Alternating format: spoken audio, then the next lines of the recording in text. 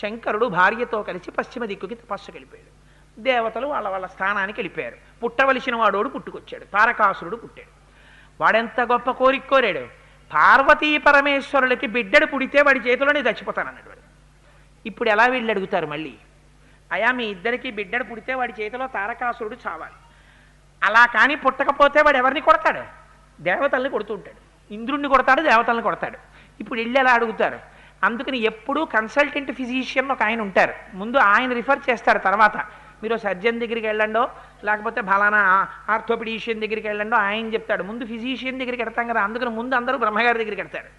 బ్రహ్మగారి దగ్గరికి వెళ్ళి, అయ్యా జరిగిన గొడవంతా మీకు తెలుసు కదా, మళ్ళీ చెప్పుకోవడం ఎందుకు సిగ్గుచేటు, మనం లేనిపోని విషయాల్లో వైలు పెట్టాం, అందుకని చెప్పి మనం ఏం చేద్దాం మరి? ఇప్పుడు దేవతలకి సేనాని లేడు, శంకరుడు ఉంటే సేనాపత్యం వహిస్తాడు, కానీ ఆయన తపస్సు చేస్తున్నాడు. ఆయన దగ్గరికి వెళ్ళి రమ్మంటే ఏమంటాడో, ఎందుకు వచ్చింది, మూడో కన్నోటు ఉంది ఆయనకి, ఇంతకుముందు మన్మధుడిని తీసేశాడు అలాగే, అందుకని వెళ్ళడం కష్టం, అందుకని ఏం చేయమంటారని అడిగారు.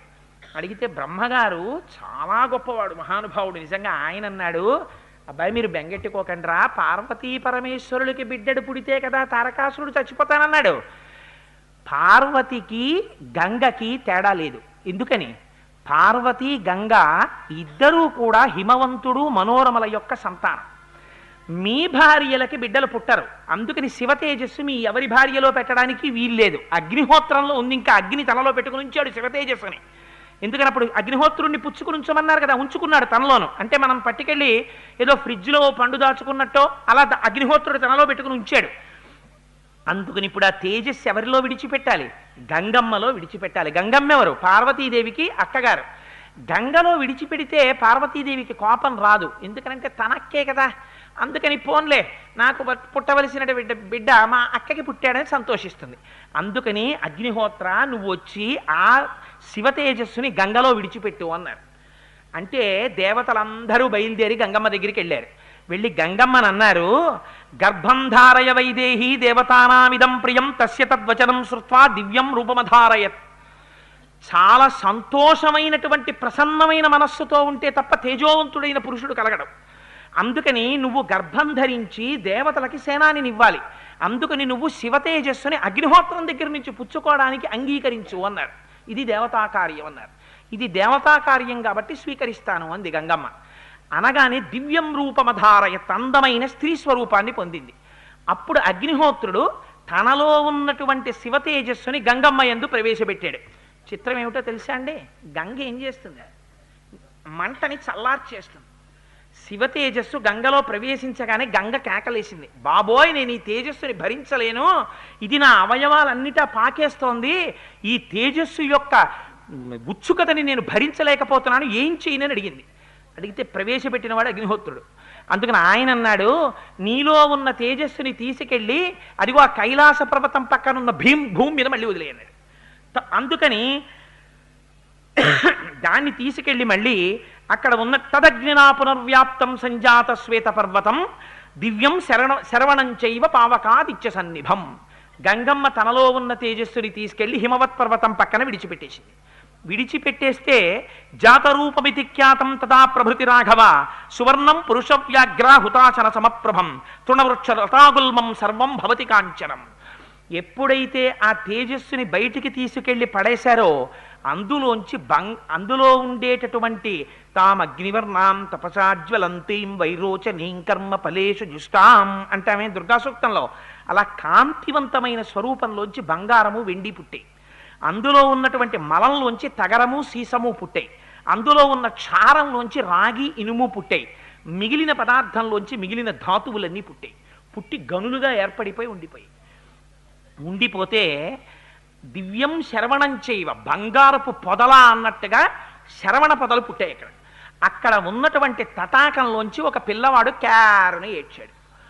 అనేటప్పటికీ ఆ క్యారుమన్న శబ్దం వినేటప్పటికీ మనకి కావలసినటువంటి వాడు పుట్టాడు. ఇప్పుడు వీడు సైన్యాధ్యక్షుడై తారకాసురుణ్ణి సంహరించాలి. ఆ పిల్లాడు పుట్టాడు, కానీ పిల్లాడు పుట్టగానే ఏం చేయాలి? తల్లి పాలివ్వాలి. ఎవరిస్తారు పాలని అడిగారు. అడిగితే ఎవరివ్వాలి? పార్వతీదేవి అంశ కృత్తికలు. అందుకని కృత్తికలు పాలిస్తామన్నారు. 6 కృత్తికా నక్షత్రం 6గా ఉంటుంది, అందుకని వాళ్ళు పాలిస్తామన్నారు. కానీ వాళ్ళు కండిషన్ పెట్టారు, ఏమని? ఈ పిల్లాడు చూస్తే ఇలా మెరిసిపోతున్నాడు, రేపు పొద్దున్న ఏదో ఎప్పుడో కృత్తికలు పాలిచ్చారండి అంటే కుదరదు. మాకు మీరందరూ కలిపి ఒక వరం ఇవ్వాలి. ఏమిటా వరం అంటే తాక్షీరం జాతమాత్రస్య కృత్వా సమయముత్తమం దదుహు పుత్రోయమస్మాకం సర్వాసామితి నిశ్చయ. వీడు కృత్తికల పుత్రుడు అని కార్తికేయుడు అని పిలవాలి మీరు భవిష్యత్తులో. అలా పిలిస్తే మేము పాలిస్తామన్నారు. కృత్తికా నక్షత్రం పాలివ్వాలి. అందుకని దేవతలందరూ ఒప్పుకున్నారు. ఒప్పుకుని వాళ్ళన్నారు తతస్తు దేవతా సర్వాహ కార్తికేయమితి బ్రువన్ పుత్ర త్రైలోక్య విఖ్యాతో భవిష్యతి న సంశయ. భవిష్యత్తులో ఈ పిల్లవాడిని కార్తికేయుడు అని పిలుస్తారు, మీకేం బెంగలేదు, అందుకని పాలివ్వండి అన్నారు. అంటే కృత్తికలు వచ్చి పాలిచ్చారు. ఆ పిల్లవాడు ఏకకాలమునందు 6 ముఖాలతో 6 కృత్తికల యొక్క స్తన్యము నుండి పాలు తాగాడు. అందుకని షడాననుడు, షణ్ముఖుడయ్యాడు 6 ముఖాలతోటి. కాదు ఆ పిల్లవాడు అగ్నిహోత్రంలో ఉన్నటువంటి శివ తేజస్సు నుంచి బయటికి వచ్చినవాడు కాబట్టి పావకి అని పిలిచారు. కాదు అగ్నిహోత్రంలోంచి బయటికి వచ్చాడు కాబట్టి అగ్ని సంభవ అన్నారు. కాదు పరమశివుడికి కుమారుడైన వాణ్ణి మాత్రమే కుమార అని పిలవాలి, ఇతరుల్ని పిలవడానికి వీల్లేదు. అందుకని కుమారస్వామి అని పిలిచారు. కాదు గర్భం జారిపోతే పుట్టినటువంటి వాడు కాబట్టి, గంగ గర్భం జారిపోయినప్పుడు వచ్చినవాడు కాబట్టి, శివుని యొక్క వీర్యము స్ఖలనమైతే వచ్చినవాడు కాబట్టి స్కందుడు అని పిలిచారు. కాదు అందమంతా అమ్మది పార్వతీదేవికి వచ్చింది కాబట్టి మురుగన్ అన్నారు. కాదు నారాయణి అని పార్వతీదేవికి పేరు కాబట్టి, నారాయణి అంటే నారాయణుడి చెల్లెలు కాబట్టి, మేనల్లుడు పుట్టాడు కాబట్టి పొంగిపై తన కూతురైన వల్లికి ఇచ్చి పెళ్లి చెయ్యొచ్చని శ్రీ మహావిష్ణువు వచ్చి మురుమగన్ అంటే మేనల్లుడా అని పిలిచాట. అందుకని మురుమగన్ అన్నారు. కాదు ఏకకాలమునందు ఆయన స్వామి అన్న పదం అమరకోశంలో ఒక్క సుబ్రహ్మణ్యుడికి, అన్యులకి పిలవడానికి వీల్లేదు. స్వామి అన్న మాట అమరకోశం ప్రకారం ఒక్క సుబ్రహ్మణ్యుడికే చెల్లుతుంది. అందుకే స్వామి మలై అంటారు. స్వామి అంటే పరమశివుడు అంతటి వాడు, పరమశివుడి కన్నా జ్ఞాని ప్రపంచంలో లేడు. కానీ గురు శిష్య సాంప్రదాయాన్ని నెలకొల్పవలసి వచ్చింది ఒకసారి. అప్పుడు ప్రణవార్థాన్ని గ్రహించాలి. ఎవరి దగ్గరికి వెళ్ళి గ్రహించాలి అన్నారు అంటే సుబ్రహ్మణ్యుడి దగ్గర గ్రహిస్తానని. తనకన్నా కొడుకు గొప్పవాడైతే తండ్రికి అంతకన్నా గొప్ప విషయం ఇంకోటి లేదు ప్రపంచంలో. ఎంత విద్వాంసుడైనా కొడుకు చేతిలో ఓడిపోతే అంతకన్నా సత్కారం లేదు. అందుకని సుబ్రహ్మణ్యేశ్వర స్వామి వారి దగ్గరికి వెళ్ళి ప్రణవానికి ఉపదేశం పొందారు.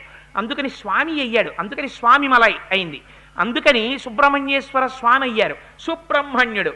సరే, ఇప్పుడు సుబ్రహ్మణ్య తత్వం అంతా నేను ఎందుకు నెమలెక్కుతాడు, ఎందుకు ఆ నెమలి పురివిప్పుతుంది, ఎందుకు కుక్కుటధ్వజం ఉంటుంది, ఆ 6 ఋతువులు అంటే ఏమిటి, కాలస్వరూపం అంటే ఏమిటి, ఎందుకు ఆయన కొంతమంది రాక్షసుల్ని చంపుతాడు, ఎందుకు క్రౌంచ పర్వతం మీద కూర్చున్నాడు, ఇవన్నీ చెప్పాననుకోండి ఇప్పుడు అదంతా స్కందుడికి సంబంధించినటువంటి విశేషం అయిపోతుంది. అందుకని రామాయణాంతర్గతమైనటువంటి కథకి కట్టుపడతాను. అయితే ఇక్కడ మీ అందరికీ తప్పకుండా ఒక అనుమానం వస్తుంది, నాకు తెలుసు. ఏమంటే దేవతలు అంత వెర్రివాళ్ళ, పార్వతీ పరమేశ్వరులు సంతోషంగా ఉండగా వీళ్ళందరూ వెళ్ళి అయ్యా నీ తేజస్సుని పార్వతి ఎందు ప్రవేశపెట్టకు, ఇంకొక భూతం వస్తే మేము తట్టుకోలేము అని అసలు వీళ్ళు ఎందుకు చెప్పాలి ఈ మాట? ఆ మాట ఎందుకు వచ్చింది అంటే ఒక యథార్థమైన విషయం మీకు చెప్తున్నాను. చాలా కాలం దీని మీద వ్యాఖ్యానాలు లేవు. దీని ఆంతరమైన రహస్యాన్ని ఎవరూ చెప్పల. చంద్రశేఖర పరమాచార్యులు వారు ఎందుకు జరిగిందయా కుమార సంభవం మీకు ఇంకొక విషయం, కుమార సంభవం కాళిదాసు గారిది కాదు పారాయణ. ఇంట్లో గర్భవతులైన ఆడపిల్లలుంటే రామాయణంలో బాలకాండలో ఉన్నటువంటి కుమార సంభవాన్ని స్కందోత్పత్తిని చెప్పించుకుంటే వాళ్ళకి వంశానికి కీర్తి ప్రతిష్టలు తెచ్చేటటువంటి కుమారుడు పుడతాడు. అందుకని ఈ సర్గలు చెప్పించుకుంటారు. పురారామకృతోద్వాహో నీలకంఠో మహాతపాహ దృష్ట్వాచ స్పృహయాదేవి మైథునాయ ఉపచక్రమే అని దేవతలు ఎందుకు వెళ్ళి అడిగారు అంటే మహానుభావుడు చంద్రశేఖర పరమాచార్యుల వారు ఒకసారి దీని మీద విశ్లేషణ చేశారు. అది కూడా త్రిపుర రహస్యంలో ఉందిట దీనికి సంబంధించిన రహస్యం. ఎందుకని అంటే సనత్కుమారుడు అని బ్రహ్మజ్ఞాని, ఆయనకి పుట్టుకతోనే మహాబ్రహ్మజ్ఞానం కలిగిన వాడు, ఆయన మనస్సు యొక్క స్థాయికి లొంగనివాడు. అటువంటి వాడు ఏకాంతంలో కూర్చునున్నాడు, తపస్సు చేసుకుంటున్నాడు. ఒక రాత్రి పడుకున్నాడు. ఆయన పడుకుంటే ఆయనకు ఒక కల వచ్చింది. ఏమిటా కళ అంటే తాను ఆయుధం పట్టుకుని రాక్షసులందరినీ సంహారం చేసినట్టు, దేవతలకి సేనానాయకత్వం వహించినట్టు కల వచ్చింది. ఆయనకు ఆశ్చర్యం వేసింది. నేను బ్రహ్మజ్ఞానిని, నాకు రాక్షసుడోడు దేవతలోడు ఇన్నుండవు కదా, నాకు ద్వంద్వాలు తెలియవు. అలాంటి వాణ్ణి నాకు ఎవరి మీదో పగ పెట్టుకుని చంపుతున్నట్టు కళ ఎందుకు రావాలి అసలని బ్రహ్మగారి దగ్గరికి వెళ్ళాడు. తండ్రి బ్రహ్మగారిని అడిగాడు, అయ్యా నాకు ఎందుకు వచ్చింది కళ అని అడిగాడు. అడిగితే ఆయన అన్నాడు, నాయన నువ్వు పూర్వజన్మలో వేదం నేర్చుకునేటప్పుడు ఈ వేదాన్ని అస్తమానం ఇబ్బంది పెడుతున్న వాళ్ళు రాక్షసులని తెలుసుకున్నావు. వేదాలను ఎత్తుకుపోయేవాడు, భూమిని చాప చుట్టేవాడు, రాక్షసులందరూ అలా ఉంటారు కనుక నాకు కానీ అవకాశం వస్తే ఎప్పటికైనా ఈ వేదాన్ని వేదం చదువుకున్న ఋషుల్ని ఇబ్బంది పెట్టే రాక్షసుల్ని దునుమాడాలి, దేవతలకి సేనానాయకత్వం వహించని మనసులో అనుకున్నావు. భావవ్యగ్రతతో నువ్వు అనుకున్న ఆ మాట జన్మ జన్మాంతర సంస్కారంగా ఇప్పుడు కూడా ఉండిపోయింది. అది అనుభవించక తప్పదు అనుకున్నావు కాబట్టి అందుకు నువ్వు అనుభవించవలసిందే. ఒకనాడు నువ్వు సేనానాయకత్వం వహిస్తావన్నారు. అందుకే అంత జ్ఞానం సుబ్రహ్మణ్యావతారానికి.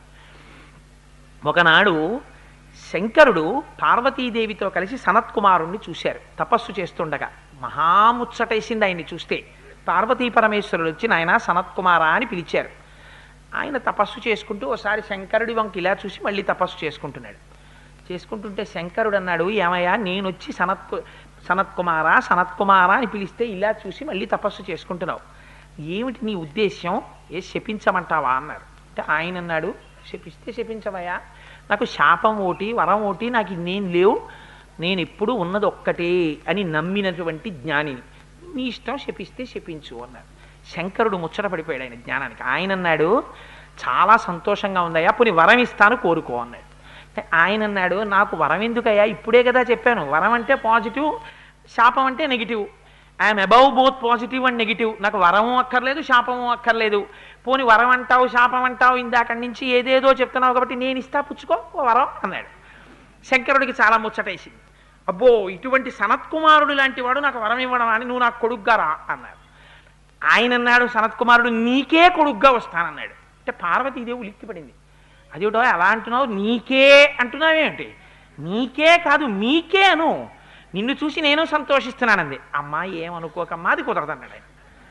అదేమిటో అదేమిటి అలా ఎలాగా, శంకరుడికి కొడుగ్గా వచ్చి పార్వతికి కొడుగ్గా రాకపోవడం ఎలా జరుగుతుంది అని అడిగింది. అమ్మా నువ్వు ఏమైనా చెప్పు కానీ, ఎంత పార్వతీదేవైనా కానీ మీకు కొడుకు అన్నానో నీ గర్భవాసం చెయ్యాలమ్మా, నాకు గర్భవాసం ఇష్టం లేదు, అందుకని నేను అలా రానమ్మా అన్నాడు. అంటే పార్వతీదేవి అంది, ఒరే నీలాంటి వాడు కొడుగ్గా పుడుతుంటే నా సంబంధం లేకపోతే నాకు ఎంత బాధగా ఉంటుంది, అందుకని ఎలాగైనా నాతో సంబంధం ఉండాలి, నాకు మాతృత్వం ఉండాలి, వరం ఇమ్మంది. ఆయన అన్నారు, అయితే ఓ పని చేస్తానమ్మా, భస్మాసురుడిని చూసి అయ్యప్ప స్వామి అవతారం రావడం కోసమని అమాయకుళ్ళ పరిగెత్తాడు, చేత కాక కాదు పరమశివుడు పరిగెత్తింది. అలా పరిగెడితే మోహిని అవతారాన్ని శ్రీ మహావిష్ణువు చూపించాలి. శివకేశవులు పురుషులు కదా, వాళ్ళకి పిల్లాడు ఎలా పుడతాడో రాక్షసుల్ని ఎలా సంహరిస్తారని మహిషి శివకేశవులకి బిడ్డడు పుడితే అప్పుడు నేను చచ్చిపోతానంది ఆవిడ. అందుకని మోహిని అవతారం వచ్చి ప్రలోభ పెట్టాలి. అందుకని కేశవుడు మోహినిగా వచ్చి భస్మాసురుణ్ణి సంహరిస్తే మోహ పెడితే శివుడు మోహిని ఎందు బిడ్డణ్ణి కని మహిషిని చంపడం కోసమని పారిపోయినట్టు నటించాడు ఆ రోజున శంకరుడు. అంతేకాని లేకపోతే శంకరుడు పారిపోవడం ఏంటి, అసహ్యం. అందులో ఉన్నటువంటి ధర్మ సూక్ష్మాన్ని మనం అర్థం చేసుకోవాలి. అందుకే హరిస్వామారాధ్య ప్రణత జన సౌభాగ్య జననీయం అంటారు శంకరాచార్యులు వారు సౌందర్యలహరిలో. ఆ కారణం చేత ఆనాడు శంకరుడు పారిపోయినట్టు నటిస్తుంటే అమ్మవారు ఏం చేసిందంటే, ఈ దుష్టుడు భస్మాసురుడి కంటపడడం ఎందుకని తన శరీరాన్ని చెరువుగా మార్చేసింది. దాన్ని శరవణ తటాకము అంటారు.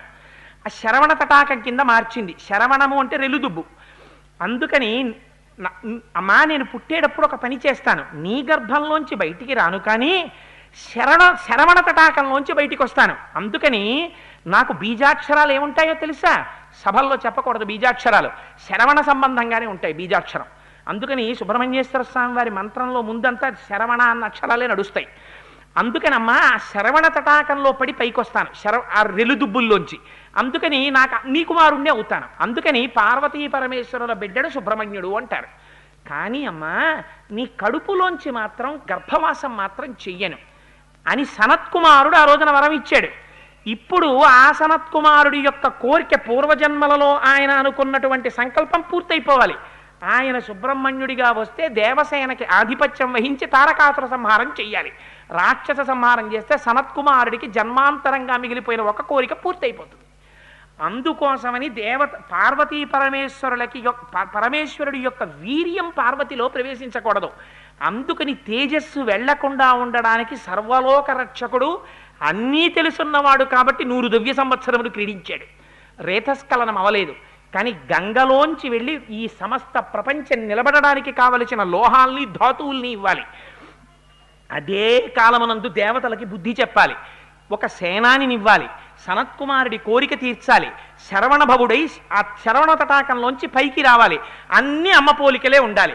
అందుకని అందమంతా పార్వతీదేవిదే. సుబ్రహ్మణ్యేశ్వర స్వామి విగ్రహం చూడండి, ఆ బుజ్జి బుజ్జి బుగ్గలు, ఆ శూలం నిలబడితే ముద్దొచ్చేస్తాడు.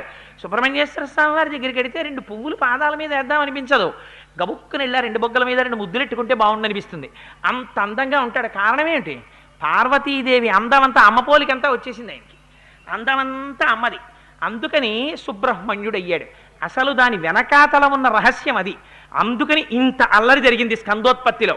అందుకని మహర్షి అన్నారు, వాల్మీకి మహర్షి, ఈ స్కందోత్పత్తి ఇంత పరమపావనమైంది. ఇందులోకి సనత్కుమారోపాఖ్యానం దగ్గర నుంచి కలిసింది, ఒక బ్రహ్మజ్ఞాని యొక్క కోరిక తీరింది.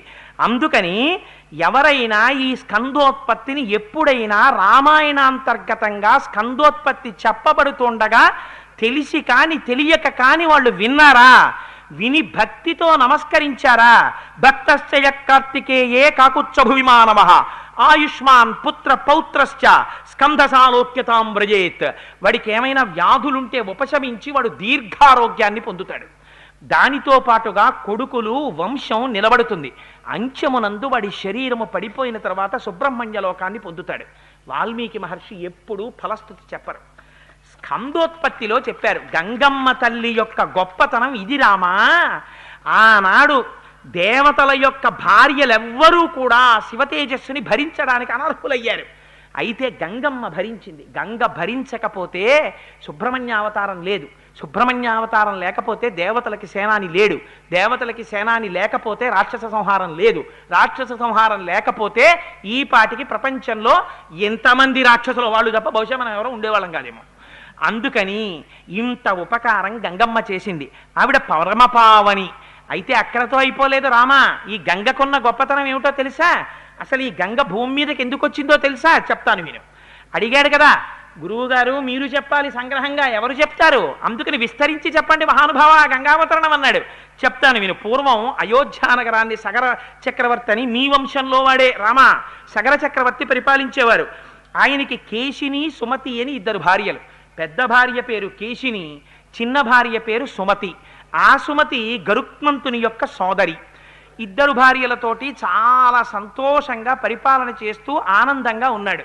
కొంతకాలం అయిపోయిన తర్వాత సగర చక్రవర్తి తనకు బిడ్డలు లేరని 2 భార్యల్ని తీసుకుని హిమాలయ పర్వతాల్లో ఉండేటటువంటి భృగుశ్రవణాన్ని చేరుకున్నాడు. చేరుకుని అక్కడ 100 సంవత్సరములు తపస్సు చేశాడు. తపస్సు చేస్తే అది భృగుశ్రవణం. అందుకని భృగు మహర్షి ప్రసన్నులయ్యారు. ప్రసన్నులై ఆ మహర్షిని పిలిచి ఒక వరం ఇచ్చారు. నాయనా సగరా, 100 సంవత్సరములు తపస్సు చేశావు కాబట్టి నీకు ఒక వరం ఇస్తున్నాను. నీకు 2 భార్యలు ఉన్నారు కదా, ఒక భార్యకి వంశకరుడైన కుమారుడు కలుగుతాడు. వంశాన్ని నిలబెట్టేటటువంటి గొప్ప ఉదాత్తమైన చరిత్ర కలిగిన కొడుకు పుడతాడు. ఒక భార్యకి 60,000 మంది కొడుకులు పుడతారు. వాళ్ళు మహోత్సాహవంతులు. అందుకని సంతోషంగా ఉండవయా, వరం ఇచ్చేశాను కాబట్టి నువ్వు బయలుదేరి అయోధ్యానగరానికి వెళ్ళిపోమన్నారు. 2 భార్యల్ని పిలిచి చెప్పాడు. ఒక భార్యకి వంశకరుడైన కొడుకు పుడతాట, ఒక భార్యకి 60,000 మంది కొడుకులు మహోత్సాహవంతులు పుడతారట. ఇంకా పెట్టి సర్దేయండి వెళ్ళిపోదాం అన్నాడు. అంటే వాళ్ళు అన్నారు, ఇది కనుక్కొచ్చారు కానీ ఎవరికెవరో అడిగారా అన్నారు. అడిగితే ఫోన్లేవే, ఎవరికెవరైనా నాకు మీకే కదా బిడ్డలు అన్నారంటే వాళ్ళు అన్నారు, మేము అలా తట్టుకోలేమండి ఆ సస్పెన్సు, ఎవరికెవరో అడగండి అన్నారు. అంటే ఎవరికెవరో అడగడం ఎందుకు, మీరే వెళ్ళి మీకేం కావాలో అడగండి మహర్షిని, ఆయన వరప్రదాత, అడగండి అన్నారంటే వాళ్ళు భృగు మహర్షి దగ్గరికి వచ్చారు. భృగు మహర్షి అన్నారు నవ్వి, పోనీ మీరే అడగండమ్మా, మీలో ఎవరికి వంశకరుడైన కొడుకు కావాలి, ఎవరికి పరమోత్సాహవంతులైన 60,000 మంది బిడ్డలు కావాలి, అడగండి అన్నారు. మునేస్తు వచనం శ్రుత్వా కేశిని రఘునందన పుత్రం వంశకరం రామ జగ్రాహ నృపసన్నిధౌ. ఆ కేశిని అనేటటువంటి పెద్ద భార్య అంది, మహానుభావ నాకు వంశకరుడైనటువంటి ఒక్క కుమారుడు కావాలయ్యా అంది. రెండో భార్య అంది, అమ్మో 60,000 అడిగేస్తుందేమో అనుకున్నాను, నా అదృష్టం, నాకు 60,000 మంది కావాలనుకున్నాను, వంశకరుడు ఒకటి కావాలని పెద్ద భార్య అంది. షష్ఠిపుత్ర సహస్రాణి సుపర్ణ భగినిస్తథా మహోత్సాహం కీర్తిమతో జగ్రాహ సుమతిశ్రుతాన్. మహానుభావ నాకు 60,000 మంది మహోత్సాహవంతులైనటువంటి పిల్లలు కావాలని రెండో భార్య అడిగింది. తథాస్తు అన్నారు మహర్షి. బయలుదేరి వెళ్ళిపోయారు అయోధ్యానగరానికి. కొంతకాలం అయింది. పెద్ద భార్యకి కుమారుడు జన్మించాడు. ఆయనకి అసమంజసుడు అని పేరు పెట్టారు. రెండవ భార్యకి ఒక సొరకాయ ఒకటి పుట్టింది. ఆ సొరకాయ బయటికి రాగానే బద్దలైంది. అది పిండ స్వరూపంతో బయటికి వచ్చి పగిలింది. అందులోంచి 60,000 మంది చిన్ని చిన్ని చిన్ని చిన్ని వాళ్ళు, ఏదో మనకి ఏ సినిమాల్లోనో చూస్తున్నట్టు ఈగలంతంత పిల్లలు, 60,000 మంది పిల్లలు వచ్చారు. అయ్యయ్యో వీళ్ళేమిటి మరి ఇంత చిన్న చిన్న వాళ్ళగా ఉన్నారని చెప్పి ఎవడు కాలేసి తొక్కేస్తాడో, మన పిల్లల్ని మనమే చూసుకోం, ఇదెక్కడ కూడా వచ్చి పడిందిరా అని చెప్పి 60,000 మంది పిల్లల్ని కూడా దాదులకు ఇచ్చారు. వాళ్ళు ఏం చేశారంటే నీతి కుండల్లో పెట్టారు. ఈ పిల్లల్ని పెట్టి ఈ 60,000 మంది పిల్లల్ని నీతి కుండల్లో పెంచారు. పెంచితే వాళ్ళు యవ్వనవంతులయ్యారు. 60,000 మందికి పేర్లు పెట్టడం ఎందుకు వచ్చిన గొడవా? రేపు రామాయణం చెప్పేవాడికి ఇదే సరిపోతుంది. 42 రోజులు అనుకున్నారో ఏమిటో పాపం మహర్షి. సగర చక్రవర్తి కొడుకులు కదయా సగరులు అంటాం, 60,000 మంది సగరులు అన్నారు. చాలా సంతోషం మహాప్రభు మమ్మల్ని గట్టెక్కించేశారని. 60,000 మంది సగరులు సుమతి బిడ్డలు, కేశిని బిడ్డడు అసమంజసుడు. పెద్ద భార్య పెద్ద కొడుకు కాబట్టి సంతోషంగా ఉన్నాడు సగర చక్రవర్తి. కానీ ఆ అసమంజసుడుకు అలవాటు ఉండేది. ఆయన ఏం చేసేవాడు, సాయంకాలం అయ్యేటప్పటికి ఊళ్ళో ఉన్న పిల్లలందరినీ పిలిచి, ఒరే రండిరా ఆడుకుందాం, సరయూ నది ఒడ్డుకి వెళ్ళేవాడు. రాజుగారి కొడుకు పిలిస్తే ఎవరు రారు, యువరాజుగారితో సరదాగా ఆడుకోవడం అంటే సరదాయే కదా, హోంవర్క్ వచ్చి చేసుకుంది కానీ నాన్న వెళ్ళి ఆడుకో అని తల్లులు పంపించేసేవారు. వాడి పిల్లలందరినీ తీసుకెళ్లి సరయూ నది ఒడ్డుకి వెళ్ళి ఈ పిల్లలందరినీ ఎత్తి ఈదుకుంటూ బయటికి రావడానికి వీలు లేనంత లోతైన చోటికి సరయూ నదిలోకి బిడ్డల్ని రోజు 2-3 విసిరేసేవాడు. ఆ బిడ్డలు అరిచి కేకలు పెట్టి ఆ నదిలో మునిగి మరణించేవారు. రాజుగారికి తెలిస్తే బాధపడతారని చాలా కాలం ఓర్పు పట్టారు ప్రజలు. వీడు రోజు ఆటలని పిల్లల్ని తీసుకెళ్ళడం, ఆ పిల్లల్ని నదిలోకి విసిరేస్తుండడం. తర్వాత గొప్ప యోగి అయ్యడంతో అయితే ఇది తెలిసిపోయింది సగర చక్రవర్తికి. ఏవం పాప సమాచార సజ్జన ప్రతిపాదక పౌరాణామహితోయుక్తో పుత్రో నిర్వాసిత పురాత్ అన్నారు వాల్మీకి మహర్షి. వాడు కొడుకే కావచ్చు, పెద్ద కొడుకే కావచ్చు, పెద్ద భార్య పెద్ద కొడుకే కావచ్చు, అయినా వాడు పాపముతో కూడినటువంటి ప్రవర్తనతో ఉన్నాడు. నేను పరిపాలిస్తున్నటువంటి ప్రజలకి ఇబ్బంది కల్పించాడు, అందుకని వాడి ఈ రాజ్యంలో ఉండడానికి వీల్లేదు, వాడిని రాజ్య బహిష్కారం విధిస్తున్నాను పొమ్మన్నారు. ఇది అయోధ్యని పరిపాలించినటువంటి ధర్మాత్ములైన ప్రభువులంటే. పంపించేస్తే ఆ అసమంజసుడికో కొడుకున్నాడు, వాడి పేరు అంశుమంతుడు. ఆ అంశుమంతుణ్ణి మనవడిని తెచ్చి సగర చక్రవర్తి దగ్గర పెట్టుకున్నారు. 60,000 మంది రెండో భార్య కొడుకులు ఉన్నారు. సంతోషంగా కాలం గడుస్తోంది. ఇంతమంది ఉన్నారు కదా, అశ్వమేధయాగం చేద్దామని మహానుభావుడు సగర చక్రవర్తి అశ్వమేధయాగం మొదలుపెట్టారు. అశ్వమేధయాగం మొదలుపెట్టి గుర్రాన్ని విడిచిపెట్టారు. విడిచిపెడితే ఆ అశ్వమేధయాగంలో విడిచిపెట్టబడినటువంటి గుర్రం వెడుతుంటే ఇంద్రుడు చూశాడు. చూసి ఈ గుర్రాన్ని అపహరించాలనుకున్నాడు. అపహరించాలనుకుని రాక్షసీంతనుమాస్తాయ యజ్ఞీయాశ్వం అపాహరత్, రాక్షసుడి యొక్క శరీరాన్ని పొందాడు. ఎందుకని? సగర చక్రవర్తితో మాట అన్నారు, ఇక్కడ ఇంత గొప్ప బ్రాహ్మణులు ఉన్నారు, సుస్వరంగా వేదమంత్రాలు చెప్తున్నారు, అందుకని ఇక్కడికి రాక్షసులు రాలేర్రా అన్నారు. ఇంద్రుడు రాక్షస శరీరాన్ని పొందాడు. పొంది అపహరించాడు యజ్ఞాశ్వాన్ని. అపహరిస్తే పాపం వెనకాతల వెడుతున్నటువంటి వాళ్ళు వెనక్కి వచ్చేశారు. అంశుమంతుడు వెడుతున్నాడు ఆ గుర్రానికి కాపలాగా, అంటే పెద్ద కొడుకు యొక్క కొడుకు మనవడు. వెనక్కి వచ్చి తాతగారు గుర్రాన్ని ఎత్తుకుపోయారండి ఎవరో అన్నాడు. అంటే ఆయన అన్నాడు, ఆ యజ్ఞం చేయిస్తున్న వాళ్ళు అన్నారు, యజ్ఞాశ్వం కానీ అపహరింపబడితే యజ్ఞంలోంచి ప్రతికూల ఫలితాలు వస్తాయి, దారుణమైన ఫలితాలు వస్తాయి, అందుకని గుర్రం తిరిగి రావాలి, అందుకని నువ్వేం చేస్తావో మాకు తెలియదు, నువ్వు అలా దీక్షలో ఉండి ఆ గుర్రం వెనక్కి వచ్చేటట్టు చూడన్నారు. అంటే ఆయన అన్నాడు, 60,000 మంది కొడుకుల్ని పిలిచాడు. ఒరే మీరు సగరులు ఉన్నారు కదా, యోజనాయామ విస్తారమేకైకో ధరణీతలం బిబిధు పురుష వ్యాఘ్ర వజ్రస్పర్శ సమైర్నఖైహి అన్నాడు. భూమి 60,000 యోజనాలు ఉంది, మీ అందరూ తలకో యోజనం పంచేసుకోండి, పంచేసుకుని గోళ్లతో పెకలించేయండి, గోతులు పెట్టేయండి, ఎక్కడో అక్కడ ఎవడో ఒకడు దాచి ఉంటాడు, భూమి తప్ప ఎక్కడ దాస్తాడు, అందుకని 60,000 యోజనాలు వెతికేయండి, ఎక్కడైనా అడుగున కానీ గోతుల్లో కానీ దాచాడేమో భూమిని తవ్వేయండి అన్నాడు. వాళ్ళకి వజ్రాలు లాంటి గోళ్ళు ఉన్నాయి, వాళ్ళు భూమికి గోతులు పెట్టి వెతికేశారు. వెతికేస్తే భూమి అంతా గోతులు పడిపోతోంది, అడ్డొచ్చిన ప్రాణులు అన్నీ చచ్చిపోతున్నాయి. వాళ్ళు పాతాళం వరకు తవ్వేస్తున్నారు. తవ్వేస్తుంటే ఇదేడు ఇన్ని ప్రాణులు చచ్చిపోతున్నాయని దేవతలందరూ ఆశ్చర్యపోయారు. ఆశ్చర్యపోయి అందరూ కలిసి మళ్ళీ చతుర్ముఖ బ్రహ్మగారి దగ్గరికి వెళ్ళారు. చెప్పాను కదా, ఆయన కన్సల్టెంట్ ఫిజిషియన్ పాపం, ఆయన దగ్గరికి మళ్ళీ వెళ్ళారు. వెళ్ళి భగవన్ పృథివీ సర్వా ఖన్యతే సకలాత్మజై బహవశ్చ మహాత్మానో హన్యంతే తలవాసిన ఈ సగరులు భూమిని తవ్వేస్తుంటే ప్రాణులన్నీ చచ్చిపోతున్నాయి. వాళ్ళు ఉగ్రరూపాలతో తవ్వుతున్నారు. ఏం చెయ్యమంటారని అడిగారు. అడిగితే బ్రహ్మగారు అన్నారు, ఒరే మీరేం బెంగబెట్టుకోకండి, ఈ భూమి అంతా ఎవరిది? శ్రీ మహావిష్ణువుది. ఆయన రక్షించుకోవలసినటువంటి వాడు, స్థితికారుడు కనుక. ఇప్పుడు శ్రీ మహావిష్ణువు ఈ భూమండలం మీదే ఉన్నారు. ఎక్కడున్నారో తెలుసా? కాపిలం రూపమాస్తాయ ధారయత్యనిశంధరాం తస్య కోపాగ్నినా దగ్ధా భవిష్యంతి నృపాత్మజాహ. వాళ్ళకి పుట్టుకతోటే అల్పాయుర్దాయం, వాళ్ళు ఎక్కువ కాలం బతకరు, వాళ్ళు వెళ్ళిపోతారు. కపిల మహర్షి ఉన్నారు, పాతాళ లోకంలో ఉండి తపస్సు చేసుకుంటున్నారు ఆయన. అందుకని వీళ్ళు తవ్వుతూ కపిలుడి దగ్గరికి వెడతారు. ఆ కపిలుడు వీళ్ళని చంపేస్తాడు. మీరేం బెంగ పెట్టుకోకండిరా, వెళ్ళండి. ఆ తవ్వుతూ వాళ్ళు పోతారు, ఇంకెంతో కాలం ఉండరు, మీరు వెళ్ళండి అన్నారు. అనేటప్పటికీ దేవతలందరూ బయలుదేరి వెనక్కి వెళ్ళిపోయారు. వీళ్ళు పాపం తవ్వేశారు, ఎక్కడా కనపడలేదు. కనపడకపోతే వెనక్కి వచ్చేశారు. వెనక్కి వచ్చి తండ్రికి చెప్పారు, నాన్నగారు 60,000 యోజనాలు తవ్వేశాం కానీ ఎక్కడా మాకు గుర్రం కనపడలేదు, ఏం చేయమంటారన్నారు. మీరు ఏం చేస్తారో నాకు అనవసరం, పాతాళం వరకు తవ్వేసేయండి, పాతాళాన్ని కూడా తవ్వేసేయండి, ఎక్కడో అక్కడ ఉంటుంది గుర్రం తేకపోతే నేను దీక్షలోంచి బయటికి రాకూడదు, మీరు మళ్ళీ వెళ్ళండి అన్నాడు. అనేటప్పటికీ పాపం ఈ 60,000 మంది మళ్ళీ వెళ్ళారు. వెళ్ళి పాతాళం వరకు తవ్వేశారట. తవ్వేస్తే ఆశ్చర్యకరమైనటువంటి విషయం ఏమిటంటే, వాళ్ళకి అలా తవ్వుతూ వెడుతుంటే తూర్పు దిక్కున తవ్వుకుంటూ వెళ్ళిపోయారు. వెళ్ళిపోతే దిశాగజం విరూపాక్షం ధారయంతం మహీతలం, అక్కడ ఒక పెద్ద ఏనుగు కనపడింది. దాని పేరు దిశాగజం. అది భూమిని తూర్పు దిక్కున తన యొక్క కుంభస్థలం మీద పెట్టి మోస్తోంది.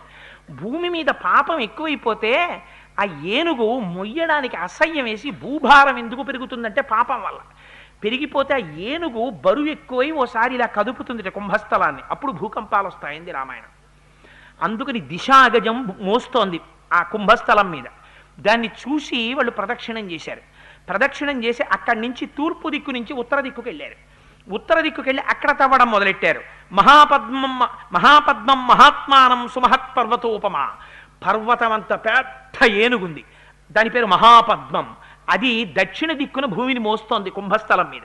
దానికి ఇది అలవాటు, పాపం పెరిగితే అది కదుపుతుంది, అప్పుడు దక్షిణాన భూకంపాలు వస్తాయి, సునామీలు వస్తాయి. అందుకని అది అక్కడ మోస్తోంది. అక్కడి నుంచి పడమర దిక్కుకు వచ్చారు. వచ్చేటప్పటికి దిశాగజం సౌమనసం దదృశుస్తే మహాబలాహ, అక్కడ సౌమనసము అనబడేటటువంటి ఏనుగు మోస్తోంది. దాన్ని చూశారు, దానికి ప్రదక్షిణం చేశారు, అక్కడా కనపడలేదు. ఉత్తర దిక్కుకు వచ్చారు. ఉత్తర దిక్కుకు వస్తే భద్రం భద్రేణ వపుషా ధారయంతం మహీమిమాం, అక్కడ భద్రము అనబడేటటువంటి ఏనుగు కనపడింది, అది మోస్తోంది ఉత్తర దిక్కుని. అక్కడ దానికి ప్రదక్షిణం చేశారు, మళ్ళీ చూశారు. 4 దిక్కులా వెతికేశాం, పాతాళాన్ని కూడా తవ్వేశాం, మనకి కనపడలేదు ఏనుగు. ఏం చేద్దామన్నారు. ఒరే 4 దిక్కులు తవ్వాం కానీ ఈశాన్యం ఆగ్నేయం వాయవ్యం నైరుతి వాయవ్యం మిగిలిపోయాయి కదా, అవి కూడా తవ్వేద్దామన్నారు. సరే పదండి అన్నారు. ఈశాన్య దిక్కుని తవ్వేయడం మొదలుపెట్టారు. వెళ్ళేటప్పటికి వాళ్ళకు ఆశ్రమం కనపడింది. అక్కడ భగవన్ పృథివీ సర్వా ఖన్యతే సకరాత్మజై బహవశ్చ మహాత్మానో హన్యంతే తలవాసిన కాపిలం రూపమాస్తాయ ధారయత్యనిశంధరాం తస్య కోపాగ్నినా దగ్ధ భవిష్యంతి నృపాత్మజాహ అని బ్రహ్మగారు ఏ మాట చెప్పారో, ఏ కపిలుని యొక్క స్వరూపం చూసిన తరువాత వీళ్ళు కాలిపోతారని చెప్పారో, అటువంటి మహానుభావుడు ఆ కపిల మహర్షి అక్కడ కూర్చునున్నారు. తేతు సర్వే మహాత్మానో భీమవేగా మహాబలాహ దదృశు కపిలం తత్ర వాసుదేవం సనాతనం హయం చ తస్య దేవస్య చంతమవిదూరతః ప్రహర్షమతులం ప్రాప్తాః సర్వేతే రఘునందన. అక్కడికి వెళ్ళేటప్పటికీ సనాతనుడైనటువంటి విష్ణు భగవానుడు కపిల మహర్షి యొక్క రూపంలో కూర్చుని ఈశాన్య దిక్కున తపస్సు చేస్తున్నారు. అక్కడే ఏగాశ్వాన్ని కట్టి వెళ్ళిపోయాడు ఇంద్రుడు. ఇంద్రుడంటే మీరు గుర్తుపెట్టుకోండి, ఇంద్రియముల యొక్క చలన స్వభావమే ఇంద్రుడు. ఇంద్రుడు అంటారు అంతే, కానీ ఇంద్రుడు గుర్రాలు ఎత్తుకుపోతాడని కాదు దాని అర్థం, ఆంతరమైన అర్థం వేరు. అందుకని అక్కడుంది ఆ గుర్రం. ఉండేటప్పటికి వీళ్ళు చూశారు సగరులు. అదిగో రామన యాగాశ్వం అన్నాడు ఒకడు. ఉరే ఇక్కడ కట్టేసి ఉందంటే ఈయనే ఎత్తుకొచ్చాడు రా అన్నాడు. ఆవేశం ఎంత పని చేస్తుందో చూడండి. గబగబా చెట్లు పీకారు, గొడ్డళ్ళు పట్టుకున్నారు, కత్తులు పట్టుకున్నారు, గుణపాలు పట్టుకున్నారు, తట్టలు పట్టుకున్నారు, కొట్టండి రా వీడిని అన్నారు అని పరిగెత్తారు. తపస్సు చేస్తున్నటువంటి కపిల మహర్షి ఒక్కసారి కళ్ళు తెరిచి చూశారు. శ్రుత్వాతు వచనం తేషాం కపిలో రఘునందన రోషైన మహితావిష్టో హుంకారమకరోత్తదా భస్మరాశి కృతా సర్వే కాకుచ్ఛసకరాత్మజాః. ఎప్పుడైతే 60,000 మంది తన మీదకొచ్చేస్తున్నారో పాపచింతనతో దుర్మేధులై తాను చెయ్యని పాపము తన కంటగట్టి వస్తున్నారని గ్రహించారు కపిల మహర్షి. ఒక్క హుంకారం చేశారు, హాయ్ అని ఒక్క అరుపరిచారంతే. అరిచి చూసేటప్పటికీ 60,000 మంది బూడిద కుప్పలై పడిపోయారు. పడిపోయారు పాపం. అక్కడ సగర చక్రవర్తి అలా కూర్చున్నాడు దీక్ష పట్టి. ఎన్నేళ్ళైనా వీళ్ళు రారు వెనక్కి. ఏమిట్రా వీళ్ళు ఎంతకీ రావట్లేదని అంశుమంతుడిని పిలిచాడు మనవణ్ణి. ఊరే నువ్వు వెళ్ళి చూసి రారా అన్నాడు. అంశుమంతుడు వెళ్ళాడు. మళ్ళీ ఆయనకి కనబడ్డాయి ఏనుగులన్నీ. ప్రదక్షిణం చేశాడు, నమస్కారం చేశాడు. మా గుర్రం ఎక్కడుంది, మా బాబాయిలు ఎక్కడున్నారన్నాడు. నీకు కనపడతాయిలే వెళ్ళన్నారు. ఈశాన్య దిక్కుకు వచ్చిన తర్వాత ఈ భస్మరాసులన్నీ కనపడ్డాయి. ఏడ్చాడు. అయ్యో నా పినతండ్రులందరూ మూకుమ్మడిగా ఏకకాలమునందు మరణించారు అని కపిల మహర్షికి నమస్కారం చేసి, ఉత్తర క్రియలు జరగలేదు, వీళ్ళు బాధపడుతూ ఉంటారని గబగబా వెళ్ళి నీళ్లు తీసుకొచ్చి ఆ జలప్రదానం చేద్దామని చెప్పి ఆ నీళ్లు పట్టుకొద్దామని వెడుతున్నాడు. వెడుతుంటే ఆ చనిపోయినటువంటి సగరుల యొక్క మేనమామ గారు గరుత్మంతుడు. ఎందుకని? సుమతి గరుత్మంతుని యొక్క చెల్లెలు కదా. ఆ మేనమామ గారు కనపడి ఆ సగరుల మేనమామ ఒక మాట చెప్పాడు అంశుమంతుడితో. కపిలేన ప్రమేయేన దగ్ధా హీమే మహాబలాహ సలిలం నార్హసి ప్రాజ్ఞ దాతుమేషాం హి లౌకికం. ఇది ఎంత ధర్మం చెప్పిందో చూడండి రామాయణం. కొన్ని రకాలుగా మరణించినటువంటి వాళ్ళకి ఉత్తర క్రియల వల్ల కూడా శాంతి ఉండదు.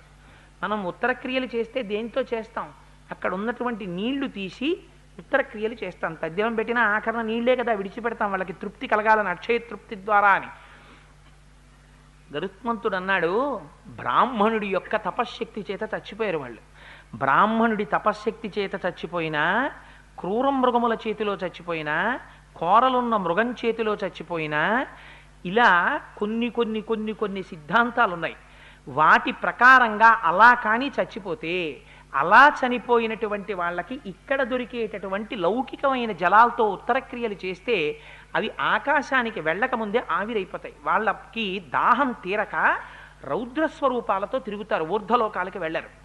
అందుకని లౌకిక జలాలతో తర్పణ చెయ్యడానికి వీల్లేదు. నీ పితృదేవతలు స్వర్గాన్ని పొందాలంటే ఒకే ఒక్క అవకాశం ఉంది. మీ వాళ్ళందరూ స్వర్గానికి వెళ్ళారు ఇప్పటి వరకు, ఈ సగరులే ఇలా పడిపోయారు. అందుకని నువ్వేం చేస్తావంటే, దేవలోకంలో గంగ ప్రవహిస్తోంది, ఆ గంగ ప్రవహించి వచ్చి వీళ్ళ భస్మరాశుల నుంచి ప్రవహిస్తే వీళ్ళకి స్వర్గలోకం వస్తుంది. నీకేమైనా అవకాశం ఉంటే తీసుకురా అన్నాడు. అంటే ముందు గుర్రాన్ని పట్టుకెడదామని కపిల మహర్షికి నమస్కారం చేసి గుర్రం పట్టుకెళ్ళాడు. తాతగారికి చెప్పాడు, తాతగారు నా పినతండ్రులందరూ భస్మరాశులు అయిపోయారండి కపిల మహర్షి చేతిలో అని. అంటే ఆయన చాలా దుఃఖించాడు. యాగం పూర్తి చేశాడు. పూర్తి చేసిన తరువాత మహానుభావుడు సగర చక్రవర్తి ఏకంగా ఈ భూమిని అంతటినీ కూడా కొన్ని వేల సంవత్సరములు, 30,000 సంవత్సరములు పరిపాలించాడు. కానీ దేవలోకంలో ఉన్న గంగను ఎలా తీసుకురావాలో అర్థం అవ్వలేదు. ఆయన తర్వాత అంశుమంతుడు రాజ్యానికి వచ్చాడు. 32,000 సంవత్సరములు తపస్సు చేశాడు గంగని తేవడానికి. తపస్సు పూర్తవక ముందే శరీరం పడిపోయింది, స్వర్గానికి వెళ్ళిపోయాడు. దిలీపుడు వచ్చాడు, 30,000 సంవత్సరములు రాజ్యం చేశాడు. మంత్రులను అడిగాడు, బ్రాహ్మణులను అడిగాడు ఎలా గంగని తేవడం అని. మార్గం దొరకలేదు, దిలీపుడు వెళ్ళిపోయాడు. దిలీపుడి తర్వాత భగీరథుడు వచ్చాడు. ఆ భగీరథుడు ఎలాగైనా సరే తన తరంలో పడిపోయినటువంటి పితృదేవతలను ఉద్ధరించాలనుకున్నాడు. అనుకుని మంత్రులకి రాజ్యం అప్పచెప్పి గోకర్ణ క్షేత్రానికి వెళ్ళిపోయాడు. వెళ్ళిపోయి అక్కడికి వెళ్ళి మహోగ్రమైనటువంటి తపస్సు మొదలుపెట్టాడు. ఎలాగట? ఊర్ధ్వబాహు పంచతప మాసోహారో జితేంద్రియ అని అక్కడ గొప్ప తపస్సు చేశాడు. తస్య వర్ష సహస్రాణి, 1000 సంవత్సరములు తపస్సు చేశాడు పంచాగ్నిహోత్రాల్లో. గ్రీష్మ ఋతువులో చుట్టూ 4 అగ్నిహోత్రాలు పెట్టుకుని పైన సూర్యుడి వంక చూస్తూ తపస్సు చేస్తే పంచాగ్నిహోత్ర తపస్సు అంటారు. నెలకి ఒక్కసారే ఆహారం తీసుకోవడం. అలా 1000 ఏళ్ళు తపస్సు చేశాడు. చేస్తే బ్రహ్మగారు ప్రత్యక్షమయ్యారు. ప్రత్యక్షమై దేవతలందరితో వచ్చారు. వస్తే ఆయన అన్నాడు, దేవదేవే గతే తస్మిన్ సోంగుష్ట, మహానుభావ చతుర్ముఖ బ్రహ్మ నువ్వు వచ్చావు, కానీ మాకు ఒక వరం ఇవ్వాలి. ఇప్పటి వరకు నాకు కుమారులు లేరు, అందుచేత ఇక్ష్వాకు వంశం ఆచంద్రతారార్కం నిలబడాలి. అందుకని ఇక్ష్వాకు వంశం అంతరించిపోకుండా నాకు బిడ్డలు కలిగేటటువంటి అదృష్టాన్ని.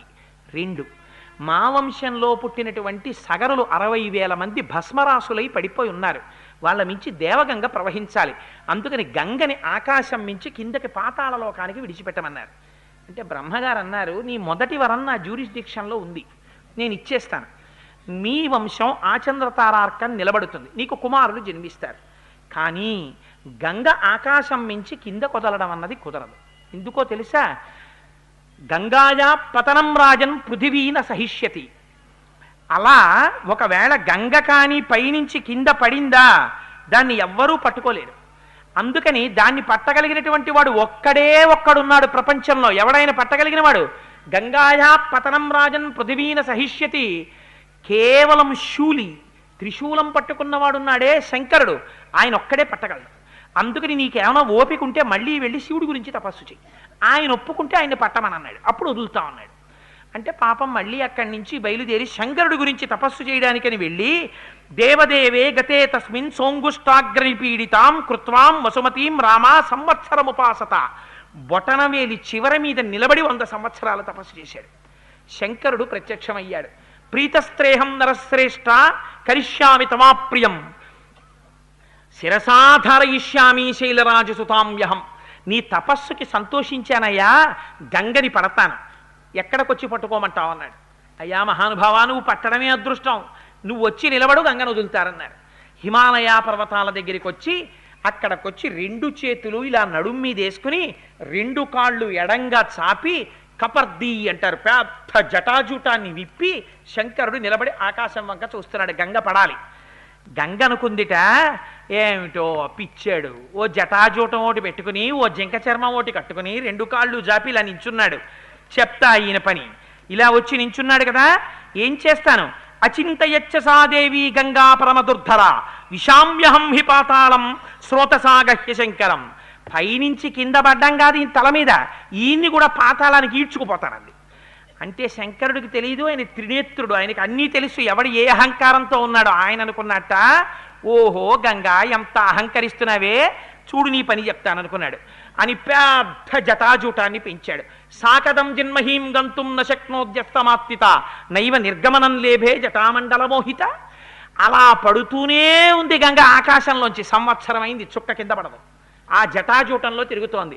జటాతవీ గలజ్జల ప్రవాహ పావిత స్థలే గళే వలంబ్యలంబితాం భుజంగతుంగ మాలికాం ఢమఢమఢమఢమద్దనాదమడ్డవర్వయం చకార చండ తాండవం తనోతు న శివ శివం జటాకటాహ సంభ్రమ భ్రమ నిలింప నిర్జరీ విలోల వీచి వల్లరి విరాజమాన మూర్ధని ధగద్ధగద్ధగద్ధగజ్వలల్లలాట పట్టపావకే కిశోర చంద్రశేఖరే రతి ప్రతిక్షణం మమ ప్రపుల్ల నీల పంకజ ప్రపంచకాలి మచ్చటా విడంబికంఠ కంధరా రుచి ప్రబద్ధ కంధరా స్మరచ్చిదం పురచ్చిదం భవచ్చిదం మఖచ్చితం గజచ్చితం తకచ్చితం తవంతకచ్చితం భజే అగర్వ సర్వమంగళా కళాకదంబ మంజరీ రసప్రవాహ మాధురీ విజృంభణా మధువ్రతం స్మరాంతకం పురాంతకం భవాంతకం మఖాంతకం గజాంధకాంతకాంతకం తవంతకాంతకం భజే అని రావణాసురుడు స్తోత్రం చేస్తాడు. ఆయన తాండవం చేస్తుంటే బిందెలో నీళ్లు తిరిగినట్టు తిరుగుతుంటుంది ఆ గంగ.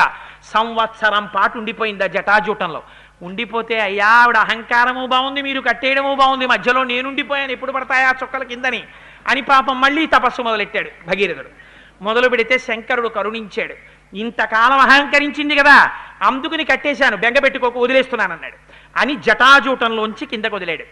పరమ పవిత్రమైనటువంటి శంకరుడి యొక్క కపర్ది ఆయన యొక్క శిరస్సుని తగిలి కింద పడింది. అలా పడేటప్పుడు ఆ బిందు సరోవరంలోకి వదిలేశాట. వదిలేస్తే హ్లాదిని పావని నళిని అని 3 పాయలు కింద తూర్పుకి వెళ్ళిపోయింది. సుచక్షువు సీత సింధువు అని 3 పాయలు పడమటకి వెళ్ళిపోయాయి. 7వ పాయ భగీరథుడిని అనుసరించి వెళ్ళిపోతోంది. ముందు రథం మీద భగీరథుడు వెళ్ళిపోతున్నాడు, ఆ వెనకాతల గంగ వెళ్ళిపోతోంది. యతో భగీరథో రాజా తతో గంగా యశస్విని జగామ సరితా శ్రేష్ఠ సర్వపాప ప్రణాశిని. అదో ఆశ్చర్యకరమైన ఘట్టం. మీరు ఒకసారి మానసికంగా విజువలైజ్ చేయండి. హిమాలయ పర్వతాల మీద ఇలా శంకరుడు, ఆకాశంలోంచి గంగ, ఇక్కడి నుంచి కింద పడ్డం, 3 పాయలు అటు 3 పాయలు ఇటు, రథం మీద భగీరథుడు, ఆ వెనకాతల పరిగెడుతూ గంగ. ఆ వెళ్ళిపోవడం కూడా ఎలా వెళ్ళిపోయిందట, గగనాశంకర శిరస్తతో ధరణిమాశ్రిత విసప్పిత జలం తత్ర తీవ్ర శబ్ద పురస్కృతం. ఆకాశం నుంచి శంకరుడి తల మీద పడి అక్కడి నుంచి కింద పడుతుంటే పెద్ద చప్పుట్ట. జలపాతం పడితేనే అంత చప్పుడు వస్తుంది, ఇంకా అంత దేవగంగ పడిపోతుంటే ఎంత చప్పుడు వస్తుంది. బ్రహ్మాండమైన చప్పుడుతో గంగ కింద పడిపోతోందట. మత్స్య కచ్చప సంఘైశ్చ శింశుమార గణైస్తథా పతద్భి పతితైశ్చాశ్చ రేరోచిత వసుంధర తతో దేవర్షి గంధర్వ యక్ష సిద్ధ గణస్తథా వ్యలోకయంతతే తత్ర గగనాద్గాం గతాం తథా విమనైర్ రగరాకారై హయైర్ గజవరైస్తథా పారిప్లవ గతైశ్చాపి దేవతాస్తత్ర విష్ఠితాః క్వచిద్ ధృతతరం కుటిలం క్వచిదాయతం వినతం క్వచిదుద్ధూతం క్వచిద్యాతి శనైః శనైః. ఆ పైనుంచి పడిపోతుంటే దాంతోపాటు మొసళ్ళు పడిపోతున్నాయిట, తాబేళ్లు పడిపోతున్నాయిట, చేపలు పడిపోతున్నాయిట. అవన్నీ పడిపోయి శంకరుడి తలకి తగిలి భూమి మీద పడిపోతున్నాయిట. పడిపోయి ఒక్కసారి స్పృహ కోల్పోయినట్టు అయిపోయి 7 పాయల్లో ఏదో ఓ పాయలో దూరిపోయి వెళ్ళిపోతున్నాయిట మళ్ళీని. ఏమిట్రా ఈ గంగావతరణం అని చెప్పి దేవతలందరూ వాళ్ళ వాళ్ళ వాహనాల మీద వచ్చి ఆకాశం అంతా నిలబడిపోయారట. నిలబడిపోవడంలో వాళ్ళు పెట్టుకున్నటువంటి ఆభరణముల కాంతి చేత ఒకేసారి ఆకాశం అంతా కోటి సూర్యులు ఉదయించినటువంటి కాంతి వచ్చేసిందిట. ఉరే దేవగంగ భూలోకం మీద పడిందిరా అని పాపం చేసిన వాళ్ళందరూ వచ్చి అందులో మునకేసారట.